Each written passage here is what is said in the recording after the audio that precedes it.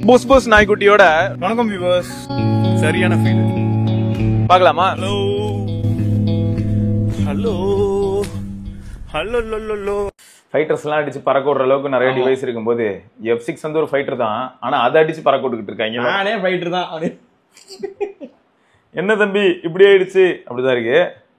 ஓ iOS iOS டக்குன்னு பார்த்தா. சரி, என்ன இப்படி சொல்லிட்டீங்க? ஆல்ரெடி நிறைய பேர் வந்து பாத்தீங்கன்னு வைங்களேன், இந்த போனை பார்த்தாலே இதுவே ஒரு ஐபோன் அப்படின்னு சொல்லியிருப்பாங்க. பிரீமியம் ஃபினிஷ் வந்தான் ப்ரோ. 9 ப்ரோல எப்படி இருந்துச்சு அதே மாதிரி இருக்குது. 9 ப்ரோவே தான் இது. உள்ள வந்து G5 இருக்கு, அதான் வித்தியாசம். வலிக்கிட்டு போறானே, அதெல்லாம் நல்லா இருக்கு. அதேதான் பாத்தீங்களா? எப்படி மாத்திரம் எப்படி மாசா ரொம்ப ஷாக்கிங்கா இருக்குது எனக்கு வந்து என்னன்னா 10 மேலதான் போட்டுருச்சானா கன்ஃபார்ம் 9 கண்டிப்பா போட்டுரும். அதுக்கு ரீசன் என்னன்னா ஆப்டிக்ஸ் ப்ரோ. ஆமா, லென்ஸ் நல்லா இருக்கும்ல, இவ்வளவு பட்ஜெட்னால. Level bro.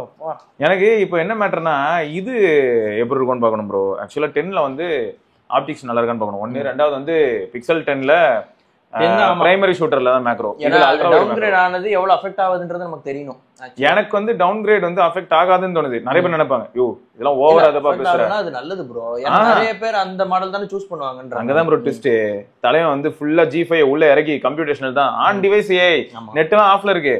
சும்மா போட்டு பொலன்னு பொளந்துருச்சு. எந்த இடத்துல தெரியுமா பொளக்குது இருக்கிறதுலயே. இப்போ எனக்கு இதுவே ஷாக்கிங்கா இருந்தது ப்ரோ. பிக்சல்ல இப்படியா?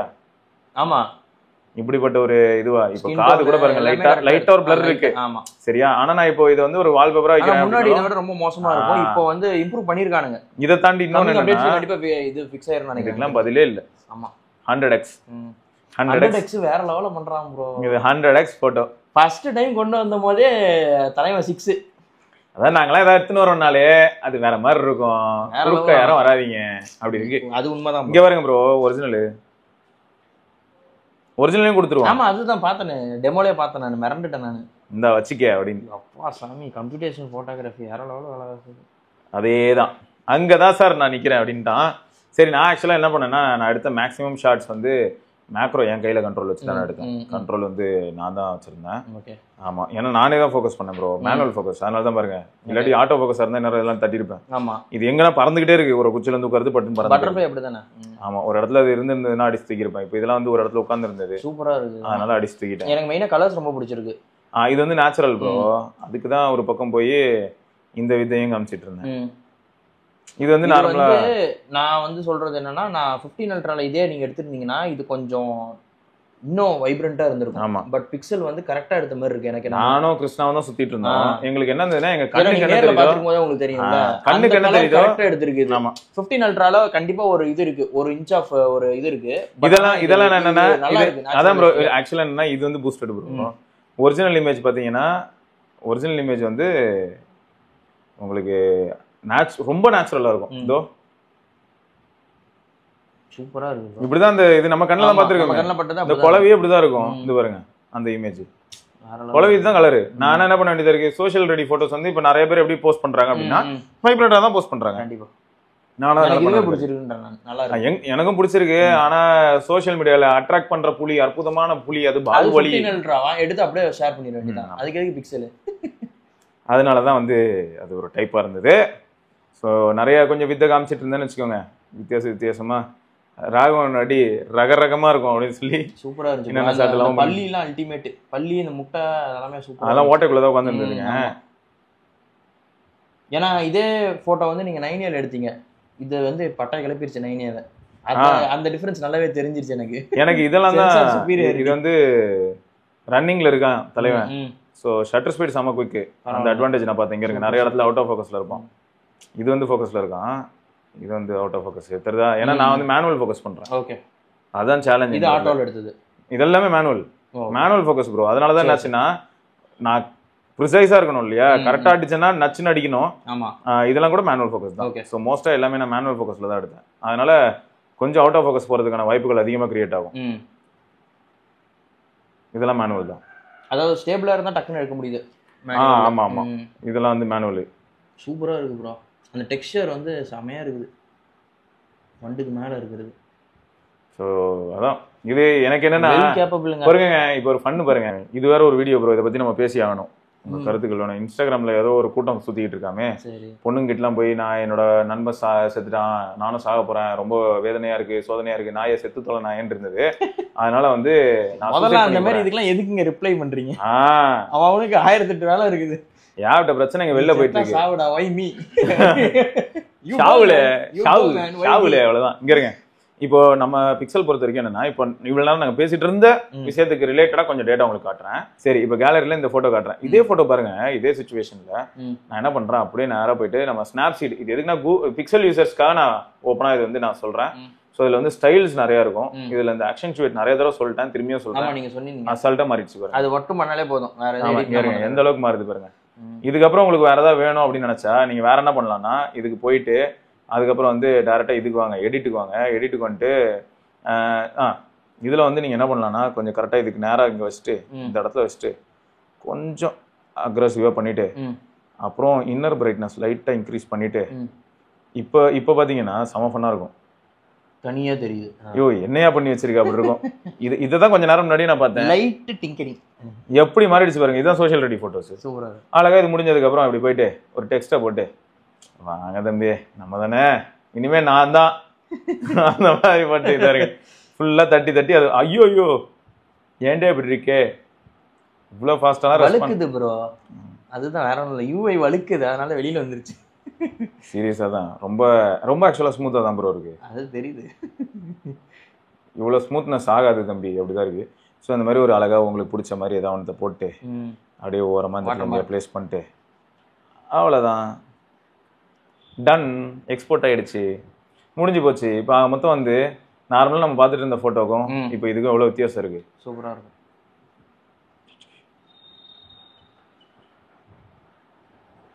இங்கே உள்ள வந்திருப்பானே, இந்த வந்துட்டான் பாருங்க, எவ்வளோ மாறிடுச்சு. சூப்பராக இருக்கு. ஸோ அதான் லைட்டாக ஒரு டிங்கரிங் தான். அது சோஷியல் ரெடியாக வேணும் அப்படின்னா நீங்கள் அந்த மாதிரி பண்ணலாம். நேச்சுரலாகவே ஷேர் பண்ணுறது நல்லா தாங்க இருக்குது. என்ன கேட்டால் வந்து நான் எடிட்டட் ஃபோட்டோஸ் ஷேர் பண்ணுங்க. ஆமாம், தட்ஸ் மோர் தென் எனஃப். ஆக்சுவலாக இந்த இடத்துல தான் பிக்சல் ஸ்கோர் பண்ணுற மாதிரி எனக்கு ஃபீல் ஆகுது. நேச்சுரல் கலர்ஸ் இருக்கு. நான் வந்து லைட்டாக பட்டிட்டிங்கிறீங்க ஏன் பார்க்குறேன்னா, சோஷியல் மீடியாவில் நிறைய பேர் வந்து இதையே ஒரு குறையா சொல்கிறாங்க. அப்படின்னா பாருங்க டல்லா இருக்கு, இந்த போட்டோ வந்து ரொம்ப இதுவா இருக்கு அப்படின்னு. நம்ம உடனே இந்த மாதிரி எடிட்டட்னே போட்டு தான் நான் போடுவேன். நான் வந்து அதுக்கு அந்த எடிட் பண்ணல அப்படிங்கிறதெல்லாம் நான் கரெக்டா சொல்லிடுவேன்.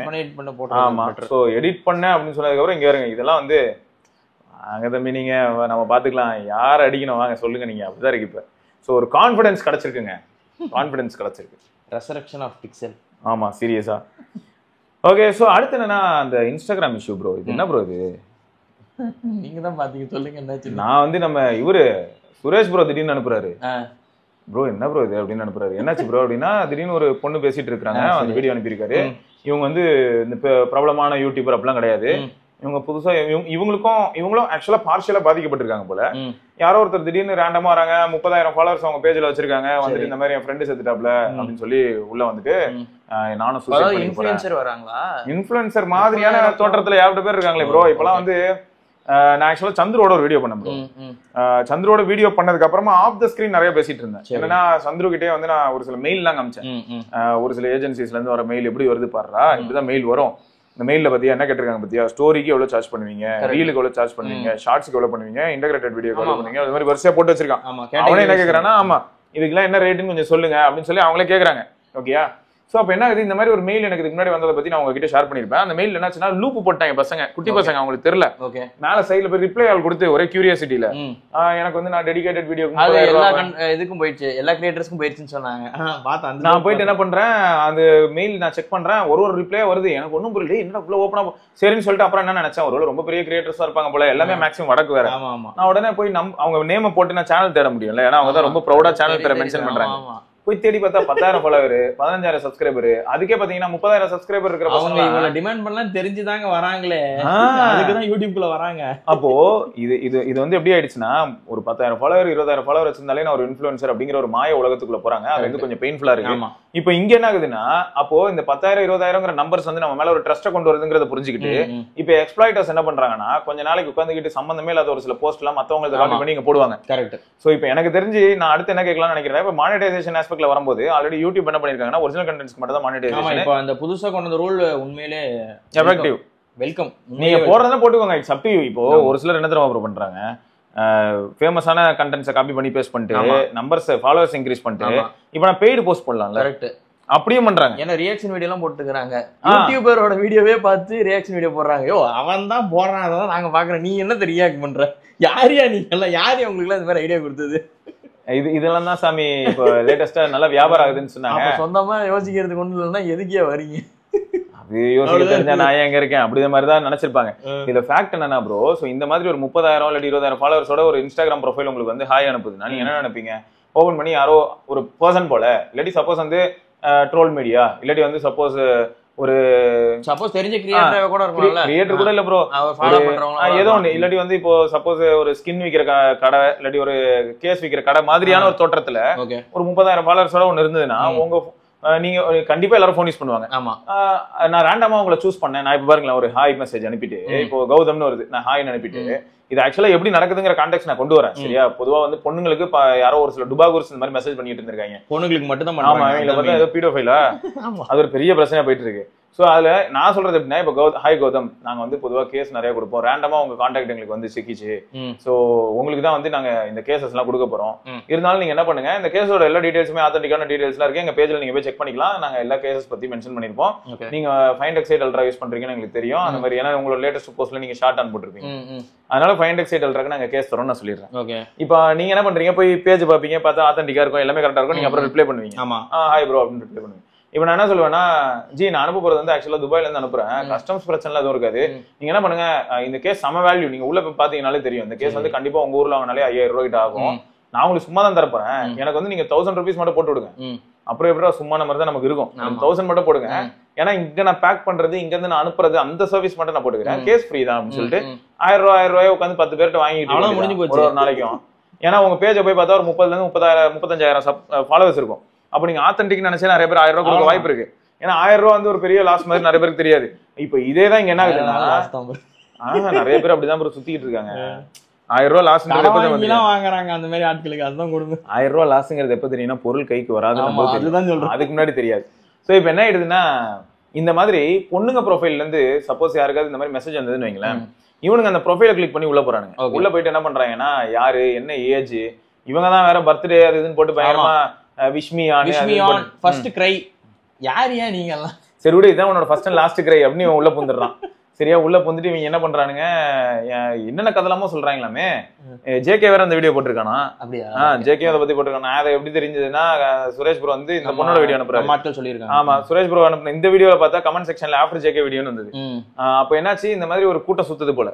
இந்த கூட்டம் வந்து எதை பரப்புறாங்கிறத கேட்கும்போது தான் எனக்கு அதிர்ச்சியா இருக்கு. என்ன பண்றாங்கன்னா, நான் இப்படி இருக்கேன், நான் சாக போறேன், அது இதுன்னு சொல்லிட்டு, சரி நான் சாகாம இருக்கணும்னா நியூட் பிக்சர் அனுப்பு. யாரா நீ? பொறுமையா டக்குனு இல்ல, ஆட்டோ எப்படி ஜீவா ஓடும், திருப்பின கண்ணாடியை நான் பார்க்க போறேன், அதனால நான் சாக மாட்டேன் அப்படிங்கிறாங்க.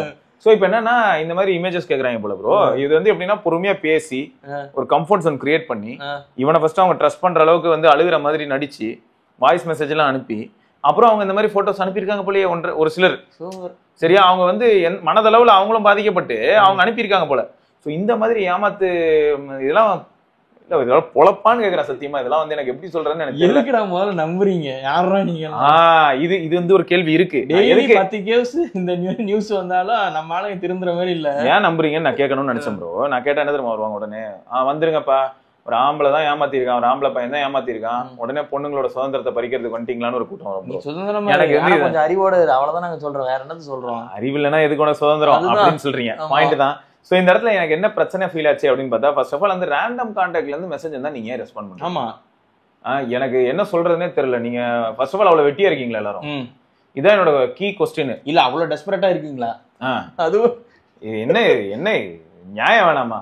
அப்போ இந்த இடத்துல வந்து இவங்களுக்கு யாராவது நம்ம அட்வைஸ் பண்ணோம்னா அதுக்கு ஒரு கூட்டம் வந்துருது. நீங்க எப்படிங்க இப்படி சொல்லலாம், அவங்க எல்லாம் பாதிக்கப்பட்டிருக்காங்க. ஏங்க பாதிக்கப்பட்டாங்க அதை யோசிங்க முதல்ல. யார் ஹாய் சொன்னாலும் ஹாய் சொல்லுவீங்களா? ரோட்ல போகும்போது நீங்க ஸ்கூலுக்கு போயிட்டு இருக்கீங்க, திடீர்னு ரேண்டமா 2 பசங்க கையாட்டினாங்கன்னா நீங்க கையாட்டுவீங்களா? நான் படிக்கும் போதெல்லாம் எனக்கு ஆப்போசிட்ல என் கிளாஸ் பொண்ணே வந்தாலும் கையாட்டாதுங்க. ஆமா, சரியா? ரோட்ல எல்லாம் இருக்கும்போது பாத்தீங்கன்னா கையாட்ட மாட்டாரு.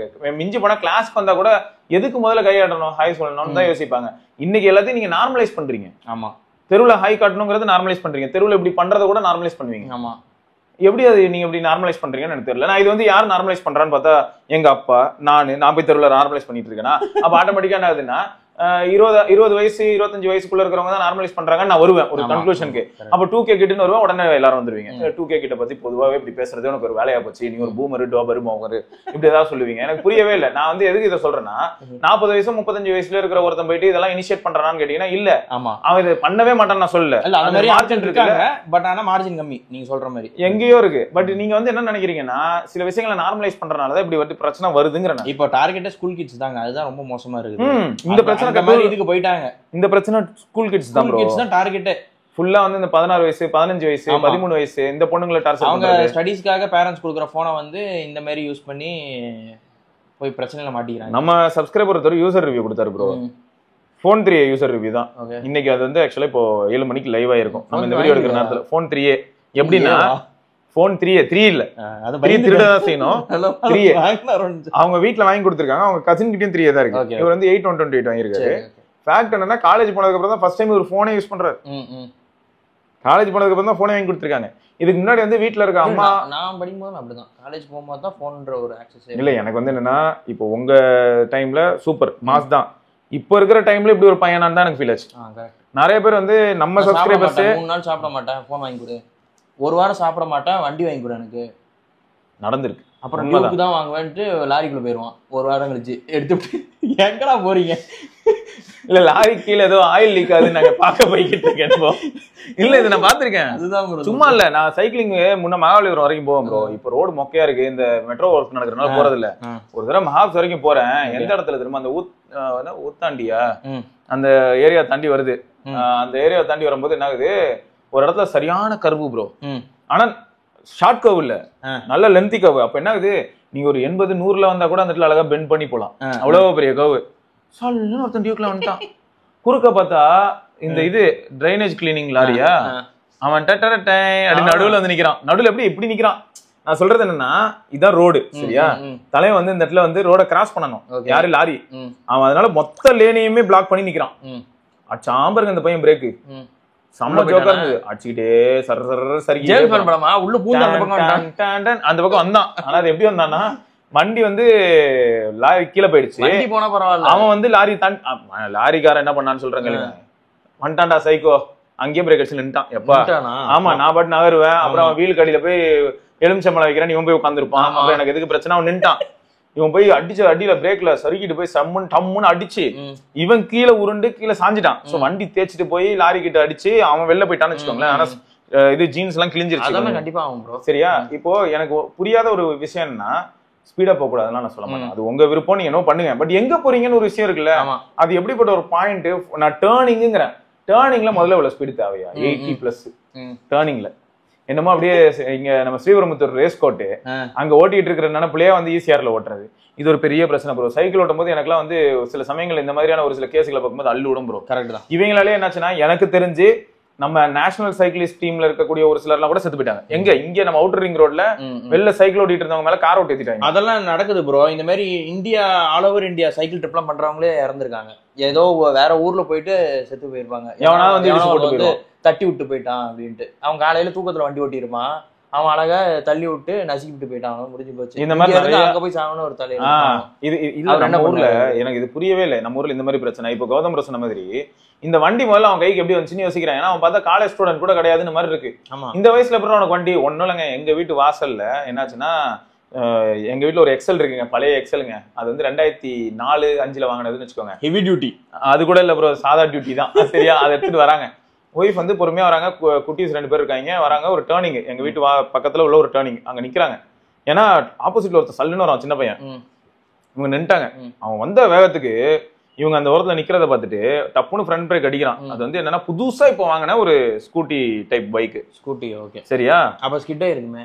அடிச்சு உடனே ரியர் விமர் எல்லாம் உடஞ்சிருச்சு, அங்கேயே விழுந்து. வண்டி இப்பதான் நேத்து முந்தா நாள் தான் எடுத்திருக்காங்க. சூப்பர். இவனுக்கு ஏன் அந்த வண்டியை கொடுத்தீங்க? இதான் என்னோட முதல் கேள்வி. இவன் கையில ஏன் கொடுத்தீங்க? ரெண்டாவது வந்து எவ்வளவு லோக்கல்ல இது வந்து ஒரு சாதாரண ரோடு, நார்மல் ரோடு. இந்த ரோட்ல 40ல போனா கூட பாத்தீங்கன்னா ரிஸ்க் ஃபேக்டர் அதிகம்.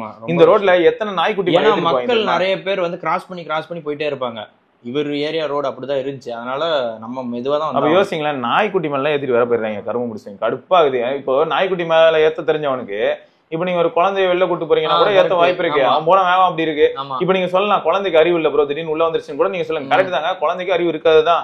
சரியா, அது பாட்டுக்கு சந்தில எதுக்கு அவ்வளவு வேகம்? அதுதான் எங்க கொஸ்டின். ஹைவேல போ, ஹைவேல போனதுதான் இப்ப இது நடந்துச்சு. ஹைவேல போனாலும் நீங்க வந்து எங்க போற, அப்படி ஹைவேல போனா அவனுக்கு மட்டும் தானே பாதிப்பு. இப்ப காமன் பீப்புள் சும்மா போறவங்களும் அடி வாங்கிட்டு இருக்கறால இவனுங்க இமேஜின் பண்ணி பாருங்க.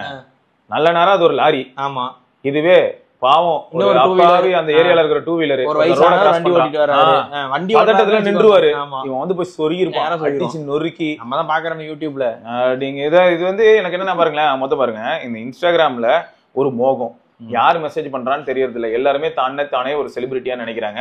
இதுல வேற ஒரு சில காலேஜ் ஸ்கூலுக்கு வேற வேலை பொழப்பு இல்ல. யாரெல்லாம் இன்ஸ்டாகிராம்ல 300 ஒரு 300K 200K ஃபாலோவர்ஸ் வச்சிருக்காங்களோ அவங்களை கூப்பிட்டு வந்து பேச வைக்கிறது. கரெக்ட். இது எனக்கு இன்னும் புரியாத புதிரா இருக்கு. சரியா, நியாயமா பார்த்தா எனக்கு ஒரு சில ஆப்பர்ச்சுனிட்டி கிடைக்கும் போதே வெக்கமா இருக்கும். என்னத்தை கழட்டிட்டோம் நம்ம அப்படின்னு தான் ஃபீல் ஆகும். சரியா, ரொம்ப ஒரு மாதிரி கூச்சமா இருக்கும் ப்ரோ. உண்மை நம்ம சரி என்ன பண்றோம், பிளஸ் இந்த சொசைட்டிக்கு நம்ம என்ன சொல்ல முடியும் அப்படின்றத சொல்லிட்டு வருவேன். அப்படி சொல்லும் போதே எனக்கு என்ன தோணும்னா, தகுதியே இல்ல, சரி மூடிட்டு கிளம்பு, அப்படிதான் இருக்கும். சரி, அது நானே வந்து ஒரு இடத்துல சொல்ல முடியுமா, எனக்கு தகுதி இல்லைங்க, என்னெல்லாம் இங்க கூப்பிட்டதெல்லாம் வந்து டூ மச்சிங்க அப்படின்னு நான் சொல்ல முடியுமான்னு பாத்தீங்கன்னா, அது ரெண்டு ஆங்கிள் எடுக்கலாம். இதை புரிஞ்சுக்கிட்டு இவர் சொல்றதுல என்ன தப்பு இருக்கு? எல்லாரும் சும்மா இப்ப யூடியூப்லயும் இன்ஸ்டாகிராம்லயும் சுத்திக்கிட்டு இருக்காங்க. இப்ப ஒரு கேமரா ஆன் பண்ணி பேசிக்கிட்டு இருக்காங்க, அவ்வளவுதான். கேமரா ஆன் பண்ணாம பேசுற நிறைய பேர் இப்ப வீட்டுல இருப்பாங்க. ரெண்டு பேருக்கும் வித்தியாசம் இல்லைன்னு இந்த ஒரு அண்ணன் சொல்றாரு, இல்லாட்டி இவர் ஒருத்தர் சொல்றாருன்னு நினைக்கலாம். இன்னொரு சிலர் எப்படி தெரியுமா, ரொம்ப நடிக்கிறாரு அப்படின்னு நினைக்கலாம்ல. அதனால எதுக்கு பிரச்சனை அப்படின்னு வாழ வேண்டியதா இருக்குங்க. சோ எனக்கு என்னன்னா, யங்கர் ஜெனரேஷன் நீங்க தான் வந்து விழிப்போட இருக்கணும். நாங்க ஏதாவது ஒரு சில சமயங்கள்ல ஏதாவது ஒரு சில விஷயங்கள் சொல்லும் போது, இப்போ நீங்க கேட்கலாம், நீ மட்டும் ஒழுங்கானா என்ன அட்வான்டேஜ் நான் சொல்றேன். எங்க அப்பா அம்மாவுக்கு இன்னும் என்ன அட்வான்டேஜ் இருந்ததுன்னு நான் யோசிச்சிருக்கேன். டெக்னாலஜிக்கலா அவங்களுக்கு நிறைய விஷயங்கள் கிடைக்காம போயிருக்கலாம்.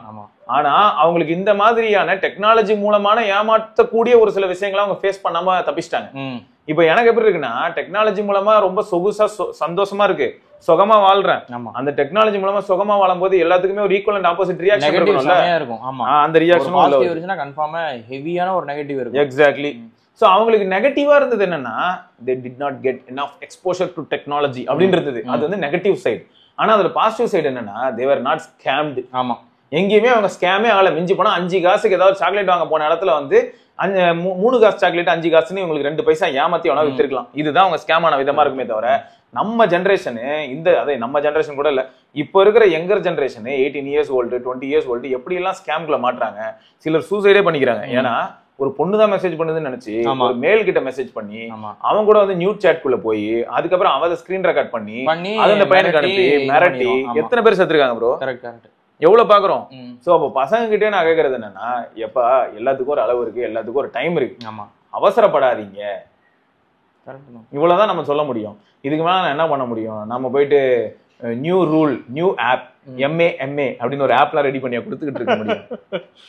இல்ல எனக்கு புரியல. எனக்கு வந்து இது எதுக்குன்னா, எல்லாருமே அந்த ஏஜை கடந்துதான் வந்தோம் அப்படின்னு சொல்ல வரேன். உங்களுக்கும் கிளாஸ்ல வந்து பொண்ணுங்க இருக்காங்கன்னா, நான் படிக்கும் போதும் கிளாஸ்ல பொண்ணுங்க தான் இருந்தாங்க. அவங்க கிட்ட என்ன பேசணும் பேசக்கூடாது ஒரு லெவல் இருந்தது. சரியா, அதுக்காக எனக்கு இது எதுக்கு சொல்ல வரேன்னா, உடனே எப்ப எடுத்தாலும் எக்ஸாம்பிள் வந்து ஏதாவது எடுத்துட்டு வந்துரு அப்படின்னு நீங்க கேட்கலாம். எனக்கு என்னன்னா, நான் என்ன பார்த்தனோ அதான் நான் சொல்ல முடியும். என் கிளாஸ்லயும் வந்து யாரும் லவ் பண்ணலையா அப்படிலாம் கிடையாது. லவ் எல்லாம் பண்ணாங்க. லவ்வுக்கும் ஒரு லிமிட் இருக்குன்னு நான் சொல்லுவேன். எல்லாத்துக்கும் ஒரு லிமிட் இருக்கு. இப்ப கூட நான் என்ன சஜஸ்ட் பண்ணுவேன்னா, நான் நிறைய தடவை இதை வந்து என் ஃப்ரெண்ட்ஸ் கிட்டயும் பேசியிருக்கேன். லவ் பண்றியா, சூப்பர்ரா, வேற லெவலு, மாசு, ஒரு நல்ல கமிட்மெண்ட் இப்பயே ஸ்டாப் ஆயிடுச்சு, அதாவது ஸ்டார்ட் ஆயிடுச்சு. இதுல முக்கியமான விஷயம் என்னன்னா, தவறுதலான ஒரு சில விஷயங்கள் இங்கே ஸ்டாப் ஆயிடும். நீ ஏதாவது ஒரு சில விஷயங்கள் தேவையில்லாம இதுக்கு முன்னாடி பண்ணிட்டு இருந்திருக்கலாம், தம் அடிக்கலாம், தண்ணி அடிக்கலாம், ஏதோ ஒன்று பண்ணுவேன், அந்த பொண்ணுக்கு பிடிக்கலான்னு இப்ப அதை விட்டுதான் ஆகணும். சோ இந்த மாதிரி நிறைய விஷயங்கள் நல்ல வழிகள் பண்றதுனால தானே லவ்வே பண்றாங்க பொண்ணு. அந்த மாதிரி ட்ரெண்ட் ஆயிருச்சு. அவர் புகை விட்ட ஸ்டைல் வேற லெவல்ல இருந்துச்சுங்க. அப்படி எனக்கு எப்படி இருக்குண்ணா, நான் எதை சொன்னாலும் அதுக்கு ஒரு யூட்டர்ன் பண்றீங்களா? இல்ல இப்ப அப்படி இருக்குன்ற நானு. அந்த டைம்ல வந்து சரி நான் திருந்துறேன் அப்படின்ற ஒரு வார்த்தை சொல்லுவோம். இப்பெல்லாம் அது இல்ல. அப்பெல்லாம் அதுக்காக தாங்க நாங்க விழுந்தோமே அப்படின்னுவாங்க. இப்பெல்லாம் எனக்கு எப்படின்னா, நான் திரும்பியும் சொல்றேன், இது வந்து சும்மாலாம் நான் சொல்ல முடிஞ்சா வந்து யங்கர் ஜென்ரேஷன் நீங்க வந்து லவ் பண்ணக்கூடாதுலாம் நான் சத்தியமா சொல்ல மாட்டேன். அதுவே ஒரு நல்ல ஃபீல் தான். அங்க சில அதுக்கு நிறைய பேருக்கு ஃபெயிலியரும் ஆக வாய்ப்பு இருக்கு. அந்த ஃபெயிலே வந்து நிறைய பேருக்கு ஸ்டெப்பிங் ஸ்டோன் ஆஃப் சக்சஸா மாறி இருக்கு. ஏன்னா லைஃப்ல வந்து எல்லாமே சக்சஸா இருக்கிற ஒரு சிலருக்கு என்னைக்காவது ஒரு நாள் ஃபெயிலியர் வரும்போது அதை எப்படி டேக்கிள் பண்றதுன்னு தெரியாமலாம் ஃபீல் பண்ணிருக்காங்க. ஆனா இந்த மாதிரியான ஃபெயிலியர்ஸ்னாலே லைஃப்ல வந்து அதுக்கப்புறம் வரக்கூடிய பல ஃபெயிலியர்ஸையும் டேக்கிள் பண்ணி சக்சஸ் ஆகிறதுக்கான திறமை வந்திருக்கு. கரெக்ட். இந்த மாதிரியான ஃபேக்டர்ஸ்லாம் இருக்கு. நான் இது எதுக்கு சொல்ல வரேன்னா, எனக்கு புரியல. என்னன்னா இன்னைக்கு ட்ரெண்ட் எப்படி போயிட்டு இருக்கு அப்படின்னு புரியல. எதுக்கு எடுத்தாலும் இந்த ஷிப்லாம் கூட்டு வராதீங்க. எல்லா ஷிப்லயும் ஓட்டையை போட்டு விட்டுருவேன் இனிமேலாம். ஆமா, சும்மா ஏதாவது ஒன்றத்தை கொண்டு வந்துட்டு பேசுறது. ஏன்னா நான் வந்து காலேஜ் படிக்கும் போதா இருக்கட்டும், இல்லை ஸ்கூல் படிக்கும் போதா இருக்கட்டும், இந்த வார்த்தையை நல்லா நோட் பண்ணிக்கோங்க. பொண்ணுங்க அப்ப என்ன மாதிரி பேசியிருக்காங்கன்னு சொல்றேன். மெஜாரிட்டி ஆஃப் த பொண்ணுங்க என்ன பேசுனாங்கன்னு சொல்றேன். எனக்கு எங்க அப்பா மாதிரி ஒரு ஹஸ்பண்ட் வேணும். இந்த டைலாக்லாம் இன்னைக்கு நான் வெயிட் பண்ணி பாக்குறேன். எங்கேயாவது இருக்குமா? படத்துல கூட இல்லைங்க. படத்துலயாவது ஒருத்தர் ரைட்டர் உட்காந்து படத்துல சொல்றேன் கழுத்தை வெட்டிரு, தொங்க விடு கழுத்தை. ஏன்னா எங்கேயாவது வந்து எனக்கு வந்து உன்னை ஏன் பிடிச்சிருந்தது தெரியுமா? எங்க அப்பா வந்து இன்னை வரைக்கும் என்ன எவ்வளவு சூப்பரா வளர்த்துருக்காரு பாரு. எங்க அம்மா எந்த அளவுக்கு கம்ஃபர்டபுளா வச்சுக்கிறாரு. பெருசா சம்பாதிக்கலனாலும் இருக்கிற சம்பாத்தியத்தை வச்சு இன்னை வரைக்கும் எங்களுக்கு கஷ்டம் தெரியாம வளர்த்தாரு. இந்த மாதிரியான ஒரு மேல் தான் எனக்கு பார்ட்னரா வரணும்னு நினைச்சேன்னு ஒரு டைலாக் இன்னைக்கு ஜென்ரேஷனுக்கு எங்கேயாவது வருதா? இப்படி ஏதாவது வந்ததுன்னா கிரிஞ்சி இதெல்லாம் வந்து சாகடிக்கிறேன். எனக்கு டைம் இல்ல. எனக்கு டைம் இல்ல. எனக்கு புரியல. எனக்கு வந்து இந்த வேல்யூஸ் அண்ட் எமோஷன்ஸ், இந்த பாண்ட், இதை பத்தி எல்லாம் வந்து ஏதாவது படம் வந்தாலும் கிரிஞ்சுன்றீங்க. சரி, அப்படி இல்லாம வேற ஏதாவது எடுக்கலாம்னு ஓடிடில ரிலீஸ் ஆனதுக்கு அப்புறம் கொண்டாடுறீங்க. யாரா நீங்களா? எங்க இருந்து வரீங்க? ஆமா. சோ அதனாலதான் நான் என்ன சொல்றேன், எல்லாத்தையுமே கொஞ்சம் யோசிச்சு பாருங்கப்பா. சரியா? யாராவது ஒருத்தர் வந்து ஃப்ரீயா ஏதாவது கொடுத்தாங்கன்னா அம்பானி கூட பாருங்க. பிசினஸ் மாதிரி ஆயிருச்சுங்க ஏமாத்துறது. ஆமா ப்ரோ, கேர்ஃபுல்லாவே இருங்க. தெரியாதவங்களா இருந்தா விட்டுருங்க. அதனால உங்களுக்கு எந்த லாஸும் ஆக போறது இல்ல. அவன்கிட்ட பேசிதான் உங்களுக்கு லாஸ் ஆகுமே தவிர, ஆமா, இந்த மாதிரி ஆளுகிட்ட பேசாம இருந்தா உங்களுக்கு லாஸ் இல்ல. நல்லா யோசிச்சு பாருங்களேன். இருக்கலே ஃபன்னான ஃபேக்ட் என்னன்னா, ஃப்ரீயா எது வந்தாலும் பிரச்சனைங்கிறதுக்கு பெஸ்ட் எக்ஸாம்பிள் இன்னைக்கு நம்ம ஊர்ல ஜியோ தான். சரியா? ஃப்ரீயா வந்தது எல்லாம் அதை வாங்கினாங்க. ஆதார் கொடுத்து வாங்கிட்டு இருந்தாங்க. ஃபர்ஸ்ட் வரும்போது 4G எல்லாம் ஃப்ரீ. ஆமா, சரியா? அது மட்டும் இல்லாம ஜியோ போன் வாங்கினீங்கன்னா 1500 ரூபாய் வாங்கினீங்கன்னா மந்த்லி ரீசார்ஜே 30 ரூபா தான். 50 ரூபாய் ஆச்சுன்னு வச்சுக்கோங்க. அதுக்கப்புறம் 50 ரூபா தான் மந்த்லி ரீசார்ஜ். கேடிவி எல்லாம் பாக்கலாம். நான் பாத்திருக்கேன். சரியா? அப்படிலாம் இருந்தது.